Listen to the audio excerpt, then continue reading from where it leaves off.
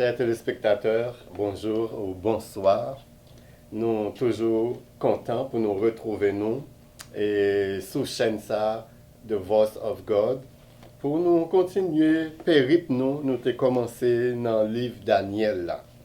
Donc nous avons parcouru vraiment un bon petit chemin et jeudi nous arrivons dans mi-temps livre là dans chapitre 6 qui gagne 12 chapitres la donne. Donc nous arrivons dans mi-temps livre là. Et semaine dernière, nous avons conclu avec chapitre 5 là. Et nous, chapitre 5 là, t'es fini avec la mort du dernier roi babylonien. C'est-à-dire du dernier roi du règne de Babylone, de l'empire babylonien, qui était Belshazzar. Et nous avons aussi que même si dans le texte là, il y aurait les Belshazzar petite, Nebuchadnezzar ou Nabucodonosor, ce n'était pas le cas.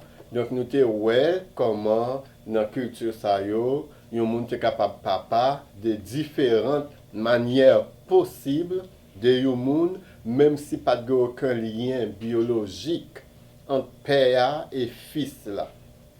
Nous te ouais exemple Abraham qu'on nomme le père de la foi et des fois juifs yo dit Abraham est notre père, ça veut pas dire que Abraham c'était papa biologique tout juif yo le. Mais en disant Abraham notre père, il te voulu dire Abraham ancêtre nous. Eh bien, chapitre 6 là, pour mettre fin à sa partie historique du livre de Daniel. Donc, chapitre 6 là, pour clore et pour fermer le côté historique du livre de Daniel et du chapitre 7 au chapitre 12, nous allons tomber dans sa partie prophétique là. Ou ça, messieurs, et théologie systématique, eschatologie, qui veut dire les choses futures. Comment futur après le définir. Dans l'étude nous t'ai fait, et dans l'étude ça nous t'ai parlé de temps, les temps, et nous t'ai défini deux différents thèmes que la Bible a utilisés pour temps en grec. Nous t'ai parlé de chronos, et nous t'ai parlé de kairos, et nous t'ai défini thème ça pour nous bien comprendre lorsqu'on a entré dans la prophétie à partir du chapitre 7 là, pour nous bien comprendre. Et aussi, nous te dit que Daniel y écrit en deux langues, araméen et hébreu, qui sont deux langues qui sont assez proches. Moitié livre là quasiment écrit en araméen et l'autre là écrit en hébreu. Donc, du chapitre 1er au chapitre 6, eh bien, c'est araméen seulement, c'est sûr. Il y a quelques mots hébreux, il y a quelques phrases hébreues éparpillées ici et là, mais en grande partie, chapitre ça c'est en araméen parce que yo destiné message que l'Éternel passait par Daniel pour le bail, message que l'Éternel t'a adressé à Nebuchadnezzar, message qu'il parle adressé à Belshazzar, même main qui écrit sous mur, qui était vraiment devant par les royales, la côté nègre t'a festoyé, eh bien c'était araméen. Et araméen, c'est une langue acadienne qui est vraiment très proche de l'hébreu. C'est pour cette raison, il y aurait les deux langues, ça deux langues sœurs, parce qu'ils sont vraiment proches. Lorsque Yeshua arrive en côté lui, une jeune fille qui était malade et puis pour ressusciter jeune fille, puis il dit Talita Koumi en araméen, et bien, le monde qui était hébraïque, le monde qui était parlé hébreu, il était capable de comprendre ça, Yeshua te veut dire jeune fille, lève-toi, Talita Koumi. Donc, c'était des langues proches. Donc, chapitre 6 là, pour vraiment mettre fin dans la partie historique là, et lorsque nous allons commencer dans le chapitre 7 là, mes amis, nous allons corser. Parce que nous allons entrer dans le chiffre, nous allons entrer dans la prophétie, nous allons chercher meilleure interprétation possible de prophétie, et puis nous allons définir bagaille, parce que l'Éternel te dit Daniel, c'est les prophéties ça c'est les et lorsque la connaissance va augmenter, eh bien nous allons découvrir sa prophétie ça Eh bien le livre de l'Apocalypse, c'est vraiment la révélation couverturale, voilà les sorties qui te mettaient sur le livre Daniel là, et bien l'Apocalypse, ils ont révélé. Parce que dans ces temps qui sont les derniers, connaissance augmentée comme jamais auparavant. Le savoir est à la portée de tous. Je dis à moun pas même besoin à l'école pour instruire parce que instruction, information vient joindre la caillou ou si tu as derrière ordinateur et bien capable de toute information que vous voulez, ou capable d'écrire thèse que vous voulez, ou capable d'écrire doctorat que vous voulez, ou capable d'écrire mémoire que vous voulez, parce que les informations sont nombreuses, sont en pile. Informations tellement en pile, informations tellement multipliées. C'est pour cette raison nous retrouvons avec un paquet de disciplines au niveau académique, au niveau universitaire, que avant, par exemple, avant dans les temps anciens, un mathématicien était en même temps un chimiste, était en même temps un physicien, était en même temps un astronome, parce que connaissance n'est pas divisée comme ça, connaissance n'est pas disséquée tant qu'on lié aujourd'hui.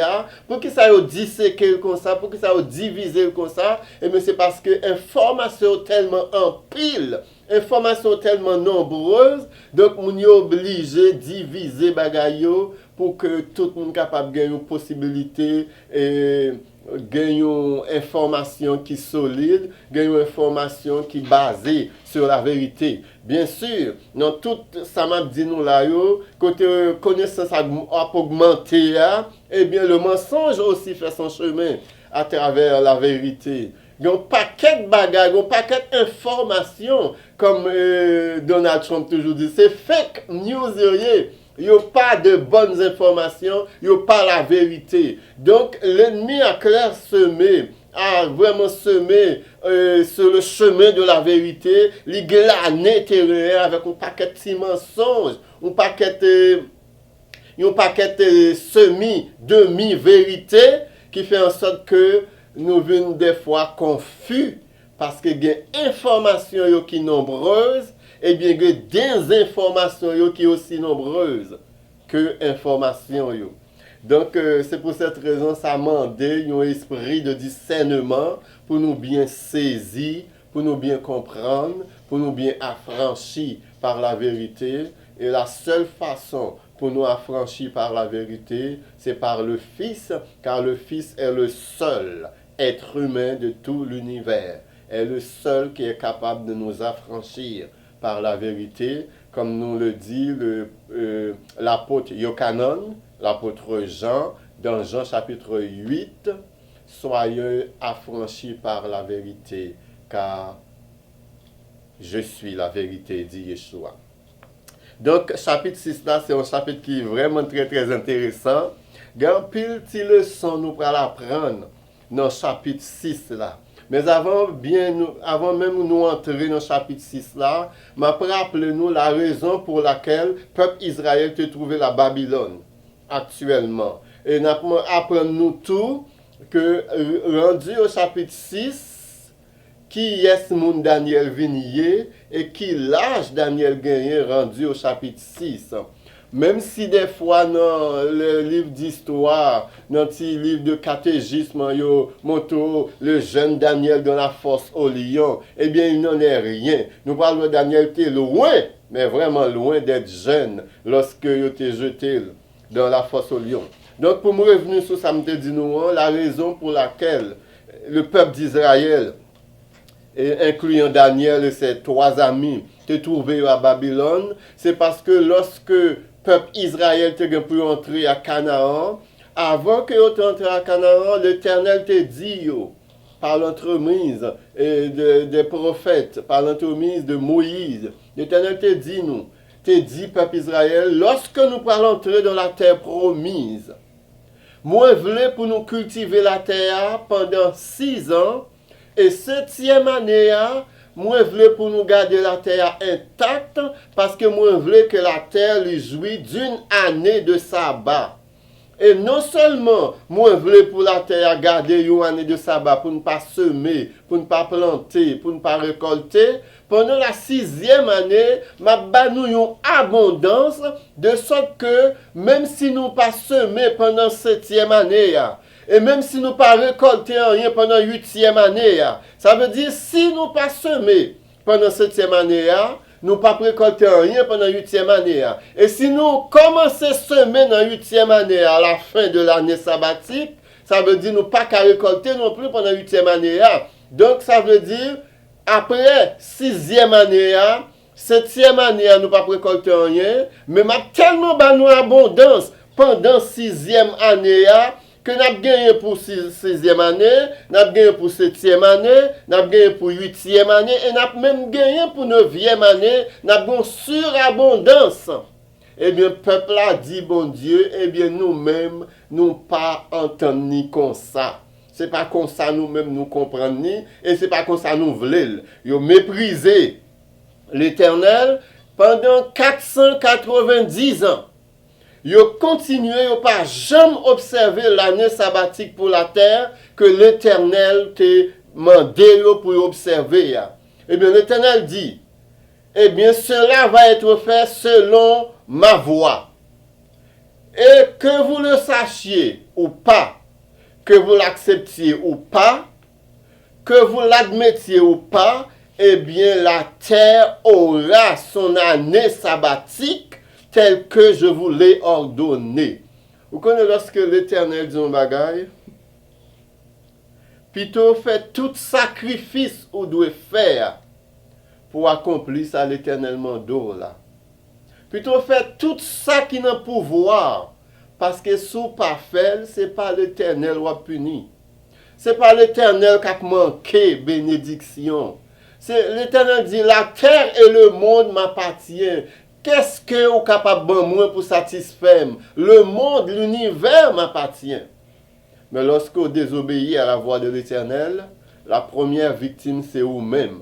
Parce que lorsque l'Éternel m'a dit pour observer aussi un bagaille, eh bien, le premier bénéficiaire, c'est vous-même aussi. Donc, l'Éternel n'a pas besoin de rien dans nous. L'Éternel n'a pas attendre ni de rien dans nous pour s'épanouir, pour être ce qu'il est. Que tu le fasses ou que tu ne le fasses pas, il est l'Éternel des armées. Il est Yehovah Zavaot.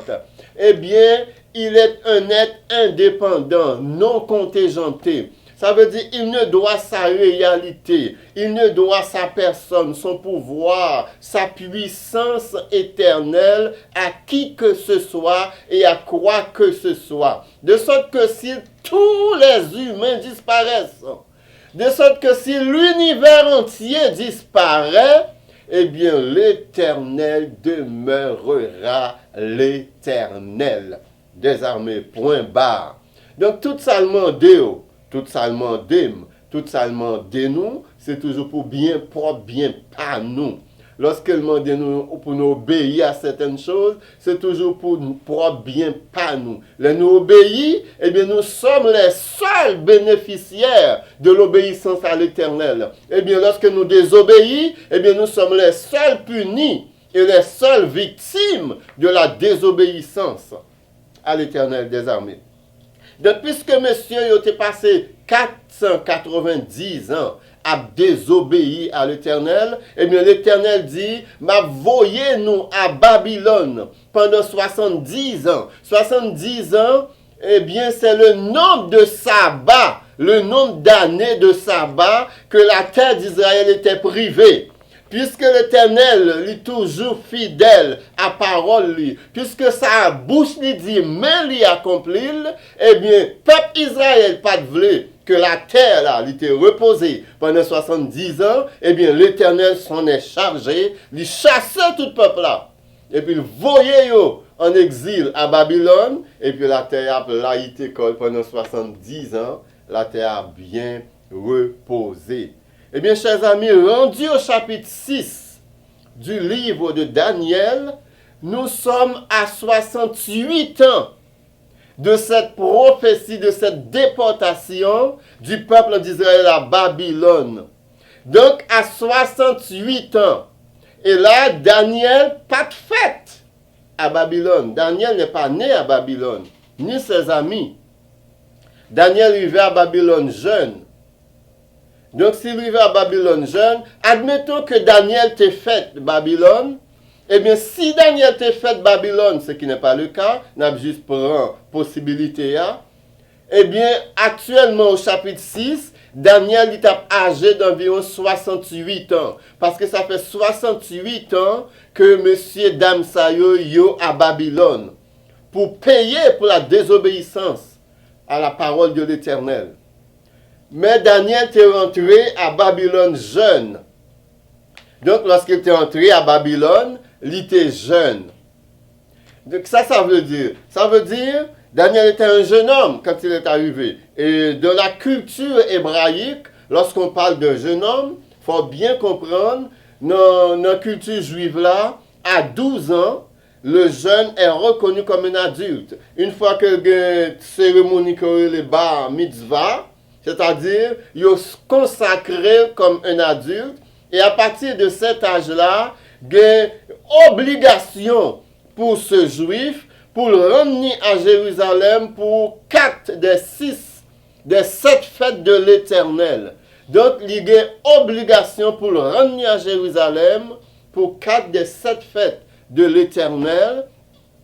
Et aussi, il y a une obligation pour le présenter dans le temple, pour le recevoir les questions de la part des docteurs, pour le docteur vérifier connaissance jeune ça, de la Torah jeune adulte ça, pour vérifier parce que rendu à l'âge de 12 ans, tout jeune juif avait déjà mémorisé toute la Torah. La Torah, c'est le livre de Moïse. Le Pentateuque qu'on appelle, les 5 livres de Moïse. Bien sûr, par extension, la Torah vient devenir tous les écrits de l'Ancien Testament. Mais au départ, la Torah, c'était les 5 livres de Moïse, Genèse, Exode, Lévitique, Nombre, Deutéronome. Et ces livres qui ont été considérés comme livres que Moïse lui-même lui écrit. Bien sûr, il y a des questionnements par rapport au livre de la Genèse, qui n'a pas une signature Moïse, qui pas semblé aux écrits de Moïse, tels que Exode, Lévitique, Nombre, Deutéronome, mais nous ne pouvons pas entrer dans le débat ça, je dis, parce que ce n'est pas vraiment le but. Donc, Yeshua, rendu à l'âge de 12 ans, monsieur était doué, connaît la Torah presque par cœur. Et lorsque rendu à 12 ans, il doit présenter le temple pour docteur de la loi, éprouver monsieur par des questions pour un dessus, pour monsieur répondre à questions afin que monsieur soit capable d'évaluer connaissance jeune adulte ça de la parole de la Torah. Et c'est dans ce contexte-là que pendant une fête de Pâques à Jérusalem, Yeshua monté avec parents nio, eh bien, lorsque fête la finie, parents a retourné vraiment en Galilée, eh bien, Yeshua lui-même était dans le temple pour subir cette évaluation de la part des docteurs de la loi. Et la Bible dit, mais c'est tellement impressionné, docteur, mais c'est tellement metté dans collègue docteur, mais c'est tellement établi et blahi connaissance sous docteur de la loi qui était là, nèg yo stupéfait, nèg yo ébahi devant un jeune comme ça, 12 ans, qui a une série de savoirs incroyables. Nèg yo pas qu'à expliquer d'où lui vient ce savoir, d'autres en plus que Yeshua, pas dans gros l'école professionnelle, dans l'université, dans tout ça. Donc c'était vraiment des leçons qui venaient du Saint-Esprit parce que Yeshua était rempli du Saint-Esprit vraiment dès le ventre de sa mère pour l'œuvre à laquelle l'Éternel l'avait appelé. Donc c'est dans ce contexte ça qu'on est capable de dire Daniel. Lorsqu'on dit Daniel était un jeune homme lorsqu'il arrivait à Babylone, admettons que Daniel était âgé de 12 ans, minimum. Eh bien, rendu au chapitre 6, Daniel est âgé de 80 ans. Rendu au chapitre 6, il est rendu à 80 ans puisque ça fait 68 ans qu'ils sont à Babylone. Et non seulement ça, mais Daniel était rentré plus âgé. Daniel était âgé de 17-18 ans quand il est arrivé à Babylone. Donc probablement Daniel était âgé au chapitre 6 de 86 ans. Et je suis convaincu, lorsqu'on a jeté Daniel de la fosse au lion, Daniel probablement a commencé à marcher sous bâton parce que Daniel était très âgé, 86 à 90 ans, que Daniel t'a gagné, rendu là. Donc, lorsqu'on va plus dans le petit livre catéchèse, soit pour un dessin, soit pour un jeune homme bien potent, un jeune homme bien musclé dans la fosse au lion, eh bien, ce n'est pas la vraie image, ce n'est pas vraiment la vraie histoire. La vraie histoire, Daniel, son vieillard que Mounio prend et jeté dans la fosse au lion. Donc, nous te voyons aussi que chapitre 5 là, il finit avec la fin de l'Empire babylonien et il commençait avec les Médo-Perses qui prend possession de l'Empire babylonien. Et bien, ça va ramener nous à chapitre 2. Dans le chapitre 2, nous voyons roi Nebuchadnezzar a fait une statue. Et nous avons une statue qui fait, c'était une représentation des empires qui vont se succéder à travers le temps jusqu'à l'établissement du règne messianique. Et nous avons une statue à tête là qui était en or, il était représenté l'empire babylonien et le roi Nebuchadnezzar. Et l'estomac là qui était en argent, eh bien, il représentait l'empire Médo-Perse. Eh bien, nous sommes dans cet empire-là, et c'est cet empire-là qui s'est introduit dans le chapitre 6 avec l'empire Médo-Perse, avec le roi Darius. Donc, nous entrons dans le deuxième empire-là, que représentait la statue de Nebuchadnezzar, l'empire Médo-Perse. Donc, ça mettait fin et ça chassait l'empire babylonien et le règne de Nebuchadnezzar et ses descendants et ses fils. Donc, nous allons entrer dans le chapitre 6 là, du livre de Daniel. Nous ne parlons pas tout chapitre là aujourd'hui. Nous allons vraiment mettre accent sur et nouveau rôle que Daniel pourra jouer sous l'empire Médo-Perse avec le roi Darius. Verset 1. Darius trouva bon d'établir sur le royaume 120 satrapes qui devraient être dans tout le royaume.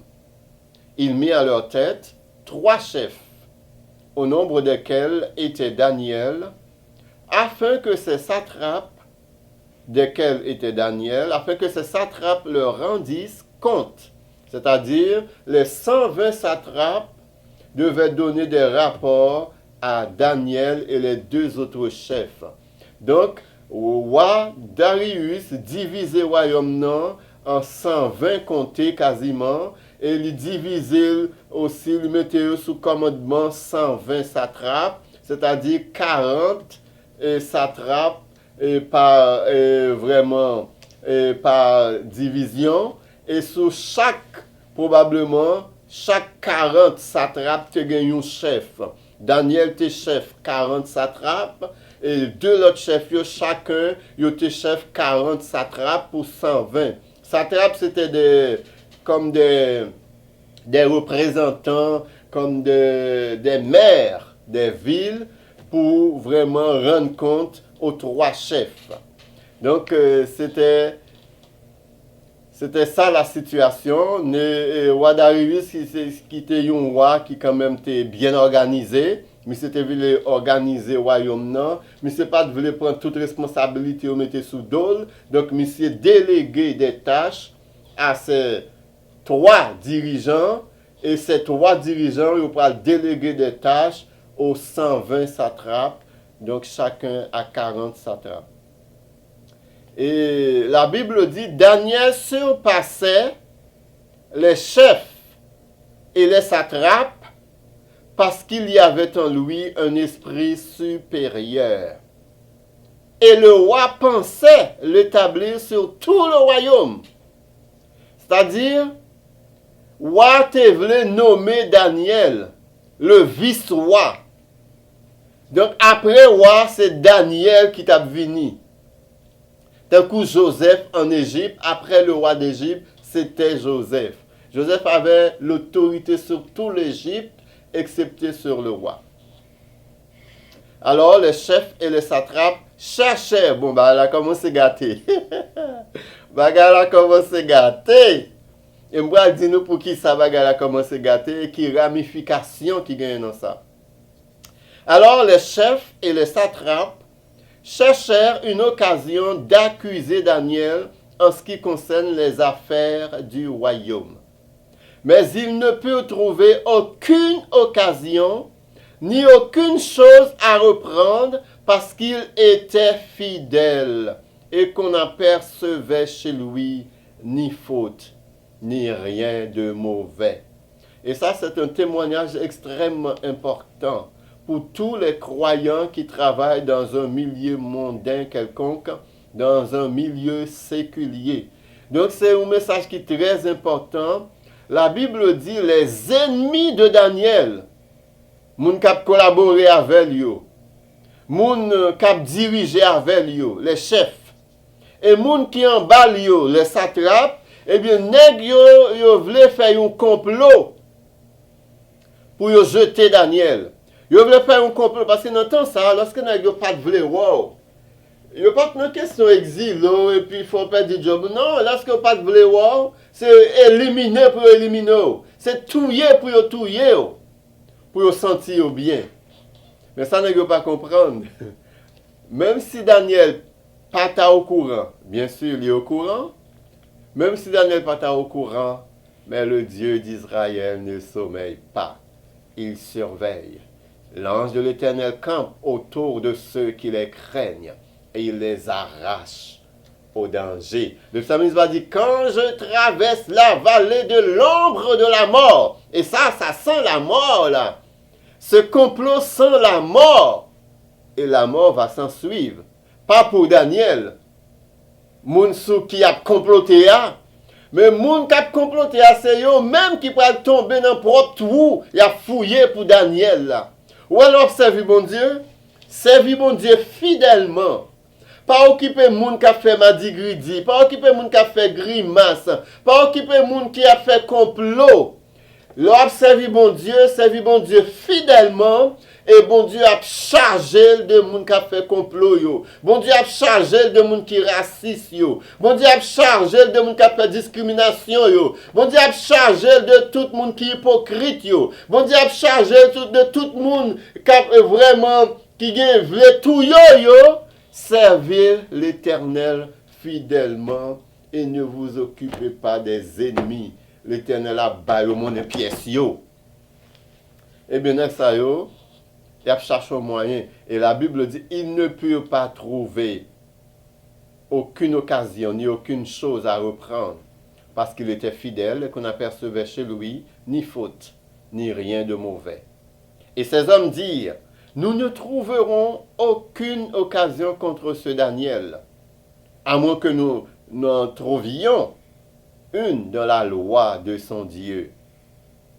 Puis ses chefs et ses satrapes se rendirent tumultueusement auprès du roi. Ça veut dire tumultueusement, c'est pas comme ils sont entrés bien ordonnés et puis ils vont frapper à la porte pour entrer dans le palais royal. Non, ils sont entrés en vacarme, ils sont entrés en groupe. Imaginez 122 hommes. 122 hommes à faire vacarme, probablement avec Pierre qui a fait bruit, et puis il a parlé en même temps, nèg entré, boum, sous roi, je suis convaincu, le roi a sursauté. Pour tête roi, pour notre tête roi, gon bagay grave qui sont arrivé là, notre tête roi, gon tremblement de terre, gon du feu, parler en feu, nèg entré tumultueusement auprès du roi Darius. Et nèg dit, ouais, le monde a fait grimace, le monde a fait madame comploter, non pour les presser comme ça, non pour les avoir énergie comme ça. Mon Dieu pour obéir à la parole de bon Dieu après. Mon Dieu pour soumettre à la parole de Dieu. Mon Dieu pour soumettre aux lois de l'Éternel après. Il y a toutes sortes de problèmes, yo rebelle, yo plaignent, yo dit bagay yo tordu. Et puis, les obéit des fois à moitié ou à un quart. Mais lorsque y a fait bagay qui mal là, non pour les ont énergie comme ça, non pour les ont zèle comme ça, non pour les ont fougue comme ça.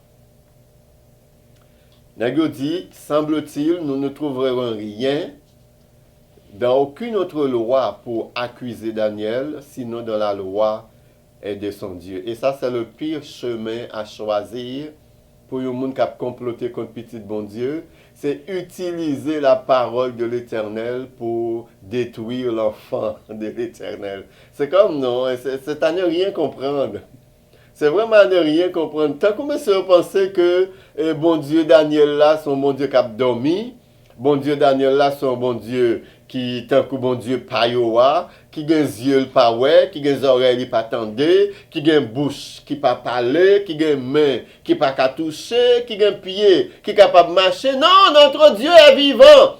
L'Éternel des armées est vivant. Yehovah Zavaot est vivant. Il est le Tout-Puissant. Il parle, il touche, il agit, il voit, il entend.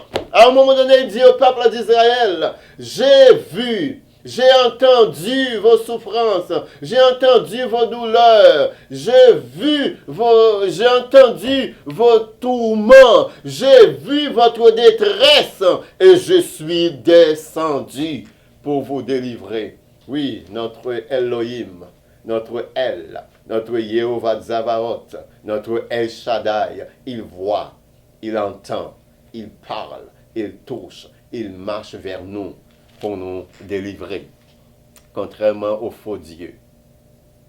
Nous sommes entrés devant Wa, et puis nous avons dit Wa, ô Wa Darius, vis éternellement. Quand il dit ça, c'est une manière de salutation et un petit honorifique en quelque sorte. Tous les chefs du royaume, les intendants, les satrapes, les conseillers, les gouverneurs sont d'avis. Je ne sais pas qui a consulté tous messieurs ça yo. Je ne sais pas qui a consulté intendant yo. Je ne sais pas qui a consulté conseiller yo. Je ne sais pas qui a consulté gouverneur yo parce que Daniel pas dit nous n'avons fait une consultation.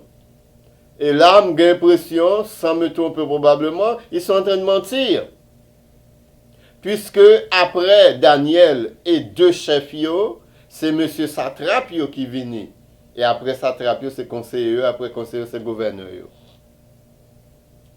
Et il dit, qu'il soit d'avis, qu'il soit publié un édit royal avec une défense sévère, portant que quiconque, dans l'espace de 30 jours, adressera des prières à quelque dieu ou à quelque homme, excepté à 3 au roi, sera jeté de la fosse au lion.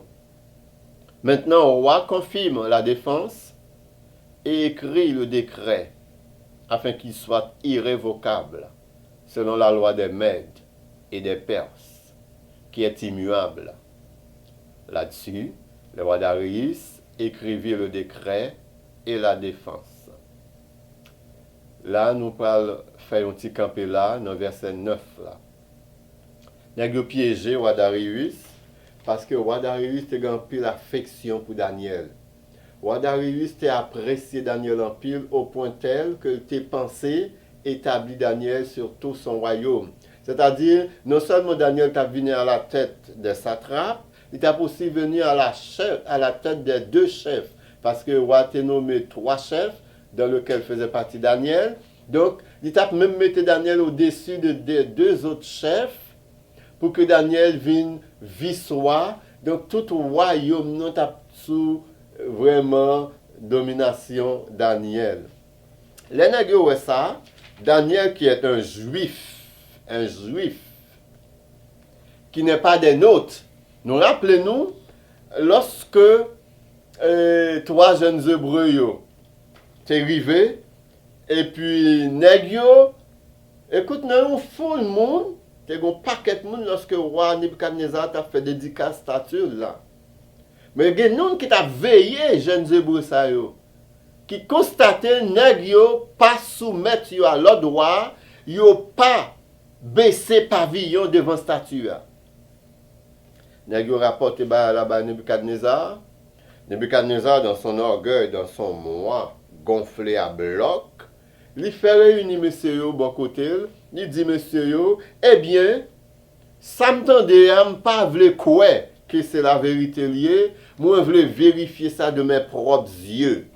Eh bien, monsieur dit monsieur yo, mon pral faire musique yo jouer encore, mon pral faire musicien yo jouer. Eh bien, lorsque musicien fin jouer, moi vle pour nous mettre nous à genoux, pour nous rendre hommage à la statue d'or que j'ai dressée. Sinon, je vous jetterai dans le feu ardent 7 fois surchauffé, et je verrai quel Dieu vous délivrera de ma main. Eh bien, les ennemis des 3 jeunes Hébreux, les visages des ennemis des 3 jeunes Hébreux ont changé. Au chapitre 6, ce ne sont pas les mêmes ennemis, ce ne sont pas les mêmes genres de discrimination, ce ne sont pas les mêmes racistes qui sont là, mais c'est le même ennemi. C'est toujours le même ennemi qui est derrière ce plan machiavélique. Parce que Satan fonctionne en réseau. Je vais expliquer nous petit balam, nous prêter beaucoup d'attention à bagassa. Satan fonctionne en réseau. C'est-à-dire, il y a un monde qui possédait d'un démon à Montréal. Eh bien, il est capable au courant de un monde qui possédait de l'autre démon qui est à Australie, qui est en Chine. Ils sont connectés ensemble. Par exemple, lorsqu'un monde a une maladie qui tombe sous lui, et puis on dit, maladie ça n'est pas naturelle. Maladie ça n'est pas normale, c'est un monde qui a femme. C'est un monde qui derrière maladie. Eh bien, lorsque un monde ça, il décide pour aller un gant, eh bien, si c'est vrai, maladie qui sous monde là, sont maladies surnaturelles liées, eh bien, mauvais esprit qui voyait maladie sous monde là, il est communiqué avec un gant monde là pour aller. Et lorsque moun arrive à un gant pour faire simagri et il pour augmenter problème moun ça parce que il a communiqué avec moun esprit qui voyait vieux bagarre là sous moun. Et lorsque moun ça arrive à un gant et puis un gant augmenter problème ni, quand y a moun ça dit bon, un gant ça semble pas trop fort, moi pas loin un l'autre gant. Et puis avant même d'arriver à l'autre gant, esprit qui servi à un gant, il recevoir instruction de l'autre gant qui dit un tel pour le noir. Et lorsqu'il arrive à la caille deuxième gant ça, eh bien, un gant ça réaugmenté problème encore jusqu'à ce que moun ça ka mourir. Parce que Satan et ses démons, ils fonctionnaient en réseau. Eh bien, c'est même là qui arrive là.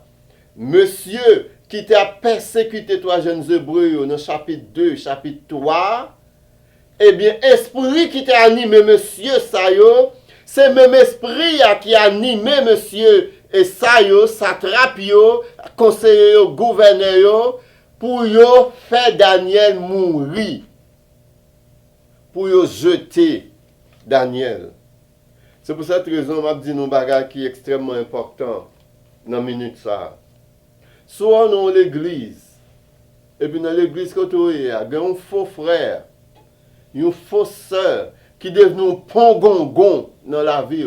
Satan inspiré, Satan possédé pour le persécuter. Eh bien, pas courir quitter l'église ça.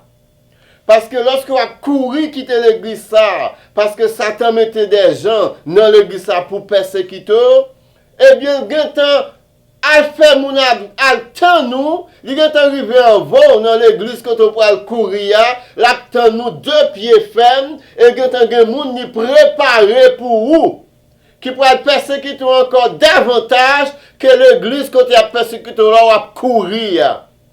Parce que Satan fonctionne en réseau. Il fonctionne en réseau. C'est la même chose. Par exemple, si vous mariez un monde, et pour marier avec une fille, et pour une fille a bon problème, fille a devenu un pongongon dans la vie, fille a devenu un poison dans la vie, Satan entre là-dedans, il veut détruire la vie. il rend nous la vie impossible à vivre. Et vous dites non, ça ne va pas marcher. Incompatibilité de caractère, infidélité, insoumission, tout ça, vous voulez. Et pour vous craser, quitter ça, ou demandez divorce. Eh bien, je te garantis, on est divorcé aujourd'hui, Satan a préparé une femme pour vous, qui pourra le remplir de même esprit qui était sous femme ça, qui pourra le persécuter autant, sinon plus, que l'ancienne femme ça qui t'a persécuté là. C'est la même chose pour les hommes. Ou doit une fille, ou doit un mari. Marie a devenu un poison dans la vie. Marie a est violent physiquement envers, il est violent verbalement. En plus, il est infidèle avant, et puis la vous vient devenir un complet enfer. Et pour dire non, pas carité non faire ça, ou parti, ou divorcer. Et pour chercher l'autre mari, eh bien, ça tente que t'en préparer. Depuis maintenant, chemin divorce, ça tente que t'en préparer un mari pour lui préparer, l'empoisonner pour, eh bien, vous pouvez rencontrer le même problème, non, sinon plus. Vous pouvez rencontrer le même problème, non, sinon plus. Il y a des gens qui sont petits, il y a des petits qui ont poison dans la vie, ils fait tension, ils fait cœur, ils fait ACV avec petit ça. Il y a des gens qui sont frères qui ont persécuté, il y a des gens qui sont sœurs qui ont persécuté, eh bien, pas courir pour ennemi, camper pied ferme, goumer contre ennemi au nom de l'Éternel, parce que peu importe quand tu vas aller, la pour chasser. C'est camper pour camper sous deux pieds militaires, dis-moi, fait partie de l'armée de l'Éternel, et mais c'est un monde qui pour baisser le shield, c'est un monde qui pour baisser pavillon, c'est un monde qui pour prendre la fuite, c'est l'ennemi, parce que ceux qui marchent avec l'Éternel des armées sont plus que vainqueurs. Ils sont plus que vainqueurs. Ce sont les lâches qui fuient les combats, qui courent. Comme croyants, il faut combattre.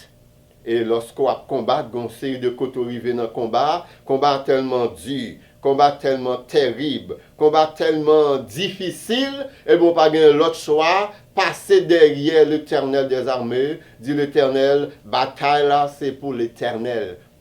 Si c'est pas stresser corps. Si c'est pas un battre corps, comme Chanté a dit. Bataille là, c'est pour l'Éternel, pour qu'il soit crasé corps, pour qu'il soit inquiet, pour qu'il soit tout souci ça yo, remettre bataille là par l'Éternel, parce que l'Éternel pas jamais perdu bataille. L'Éternel pas jamais perdu bataille. L'Éternel pas jamais perdu bataille, parce que pas jamais perdu bataille. C'est pas jodi pour le changer. Il ne changera pas. Il est immuable. Il est tout puissant. Il est omniscient. Il est omnipotent. Il est omniprésent.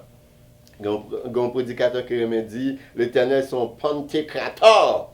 Il est le tout puissant. Donc, faire l'Éternel confiance dans le combat, pas fuir. Pas courir à chercher solution miracle. Pas courir à chercher solution facile. Pas courir fuir. Parce que quand on a fui, notre destination fuite, ça t'attend nous là. Et pas aucun monde qui courit devant Satan qui jamais remporté la victoire. Personne. Au contraire, plus soit courir, plus soit monter ou bailler Satan pouvoir, plus la sentir peur, plus la pour autorité la prend pouvoir sur nous. Et son pouvoir se nourrit dans nos peurs des fois. Donc il faut nous camper de jambes pour nous faire face à l'ennemi, peu importe sous forme de présenter là, peu importe la personne que l'ennemi va l'utiliser. Parce que Paul dit dans Éphésiens chapitre 6, il dit nous n'avons pas à lutter contre la chair et le sang, mais contre les dominations, contre les principautés, contre les princes de ce monde de ténèbres, contre les esprits méchants dans les lieux célestes, contre les trônes, contre les dignités, contre les forces terrestres, contre les forces sous-marines, contre les forces souterraines, contre les forces célestes.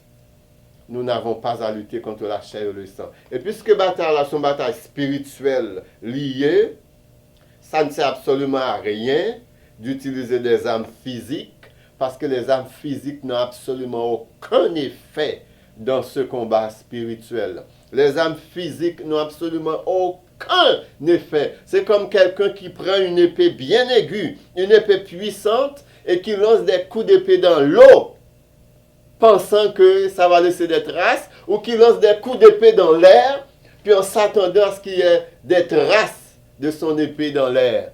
Eh bien, c'est comme ça, quand on utilise des armes physiques dans ce combat spirituel. Donc, pour être victorieux et pour marcher dans la victoire, dans ce combat spirituel, eh bien, il faut nous mettre pieds, nous, dans l'empreinte des pieds de l'Éternel des armées. Eh bien, il faut nous mettre pieds, nous, dans l'empreinte des pieds de Yeshua HaMashiach, les seuls capables de nous garantir la victoire. Et l'Éternel ne veut pas que nous marchions de défaite en victoire. L'Éternel veut que nous marchions de victoire en victoire parce qu'il a déjà remporté pour nous la victoire sur le bois du calvaire. Donc, nous n'avons aucune raison pour nous perdre dans la victoire ça parce que la défaite, nous n'avons aucune raison pour nous défaite parce que la victoire est assurée. Et les gens qui ont nos victoires, ils ne sont jamais perdus. Donc, c'est dans cette situation ça Daniel vient nous retrouver. Bien sûr, Monsieur Sayo, c'est vraiment même esprit qui était animé, qui était accusé, jeunes Hébreux, c'est même esprit qui l'a. Et aussi, il y a une chose que je dire qui est extrêmement important. Ne vous hasardez jamais de combattre Satan et les forces démoniaques avec votre intelligence, avec votre expérience.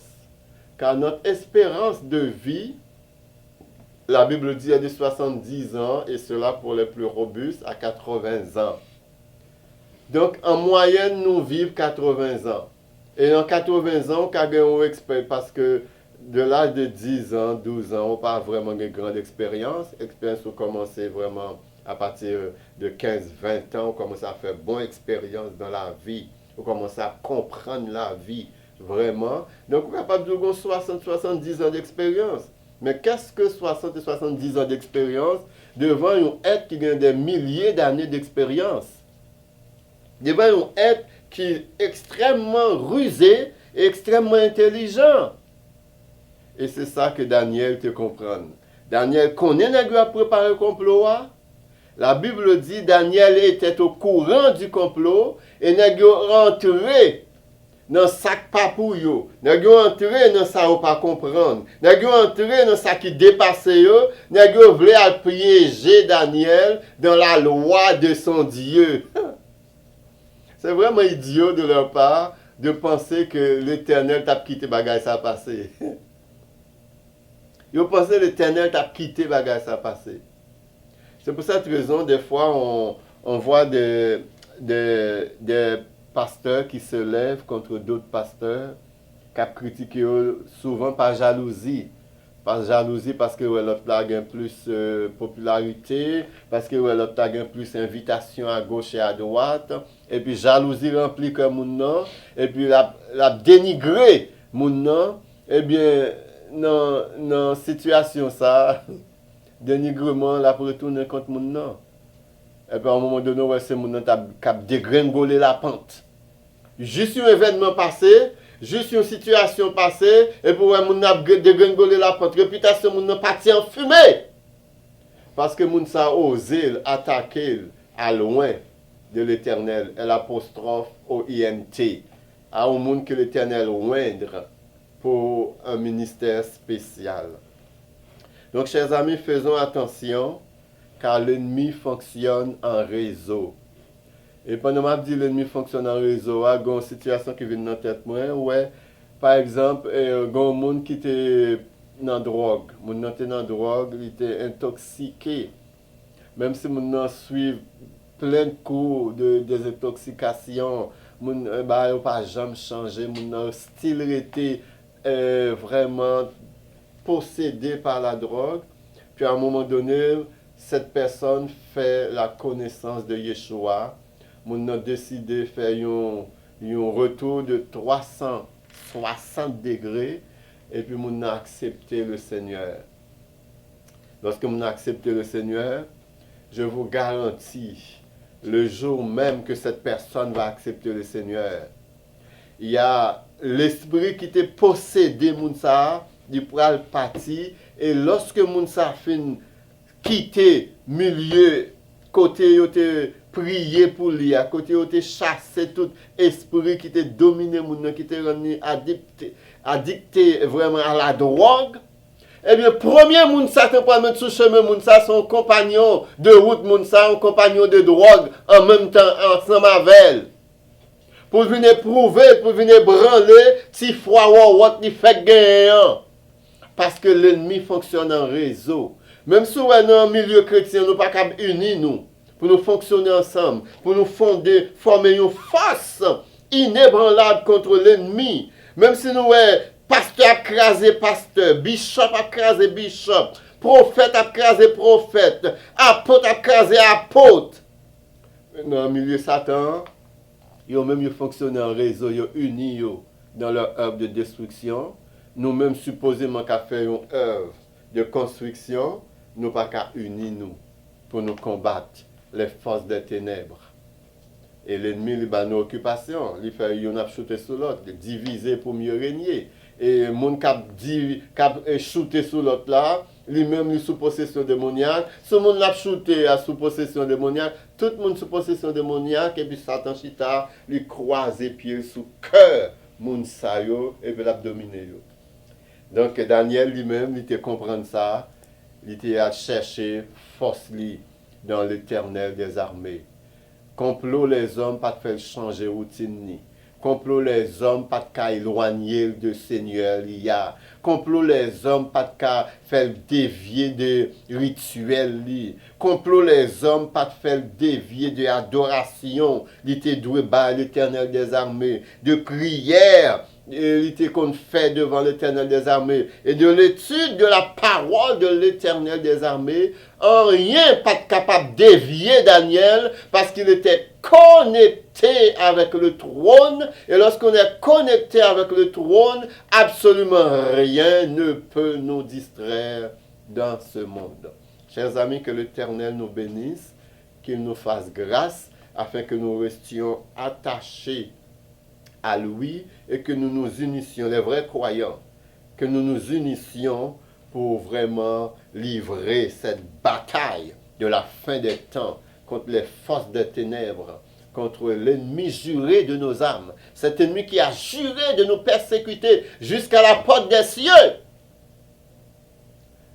En nous camper diam, en nous continuer à marcher dans la victoire, et l'Éternel nous dira au moment opportun, c'est bien bon et fidèle serviteur, c'est bien bon et fidèle servante, vous avez été fidèle en peu de choses, rentrez dans la joie de votre maître qui a été préparé pour vous. Que l'Éternel vous bénisse.